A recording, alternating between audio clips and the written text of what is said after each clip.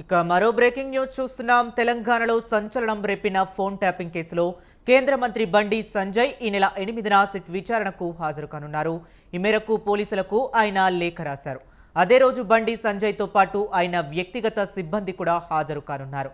Phone tapping పై కేంద్ర నిఘా వర్గాల ద్వారా కీలక సమాచారం, ఆధారాలు సేకరించారు బండి సంజయ్. సిట్ ఎదుట కేంద్ర మంత్రి పలు ఆధారాలను సమర్పించే అవకాశం ఉంది.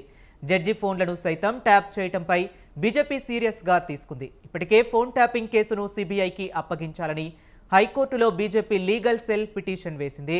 సిబిఐ విచారణకు పట్టుబడుతుంది. ఇక ఇదే అంశం గురించి మరింత సమాచారాన్ని మా కరెస్పాండెంట్ శ్రీనివాస్ ఫోన్ లైన్లో అందిస్తారు. శ్రీనివాస్, చెప్పండి.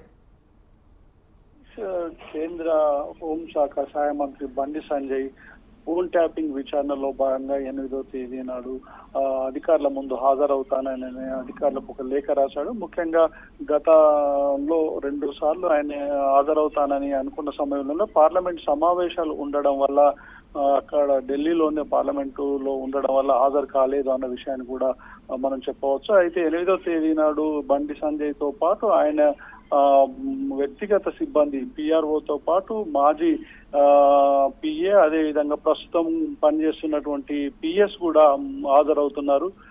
ఈ ముగ్గురి ఫోన్ ట్యాపింగ్ లో జరిగిందన్నటువంటి విషయాన్ని అధికారులు స్పష్టం చేశారు. ఇందులో నోటీసు కూడా బండి సంజయ్కి ఇచ్చారు.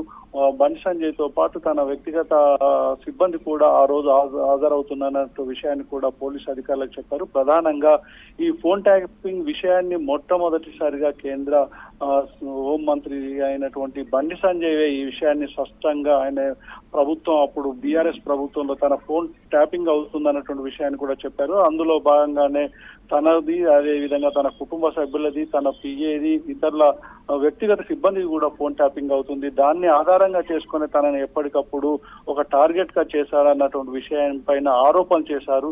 అయితే ఆయన ఇప్పుడు కూడా కొంత కేంద్ర నిఘా వర్గాలతో కొంత సమాచారాన్ని కూడా సేకరించినట్టు తెలుస్తుంది. ఆ సమాచారాన్ని పూర్తిగా అధికారులకు అందజేస్తామన్నటువంటి విషయం చెప్పారు Harish. Right, thank you Srinivas.